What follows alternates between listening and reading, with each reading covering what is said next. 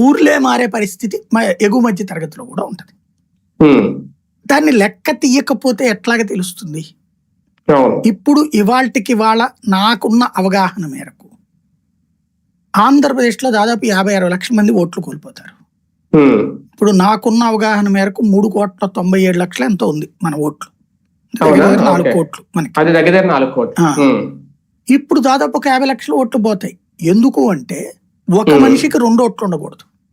అదే ఓన్లీ ఆంధ్రాలో మీరు చెప్పేది ఆ 50 లక్షలు. ఉమ్, ఉమ్, ఎందుకు అంటే ఇప్పుడు మన వాళ్ళల్లో అనేక మంది కృష్ణా, గుంటూరు, తూర్పు, పశ్చిమ గోదావరి, శ్రీకాకుళం, విజయనగరం, విశాఖపట్నం ఈ ప్రాంతాల వాళ్ళలో అనేక మంది తమ బిడ్డల్ని చదివిచ్చేసేసి హైదరాబాద్కు పంపించేశారు. They are settled there. వాళ్ళు పండగలకి పబ్బాలకు వస్తారు. మనకు ఆ భారీ ఎత్తున వెహికల్స్ వచ్చినాయి అని చెప్తుంటాం చూడండి. వచ్చిపోతుంటారు. మిగతా టైం అంతా అక్కడే నివాసం ఉంటున్నారు.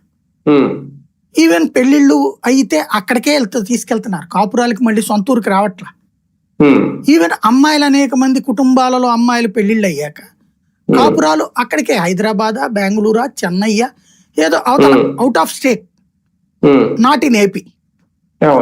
వాళ్ళకి ఇక్కడ ఇళ్లల్లో జనాభా లెక్కల్లోనూ ఉంటున్నారు, ఓటర్ల లిస్ట్ లోనూ ఉంటున్నారు.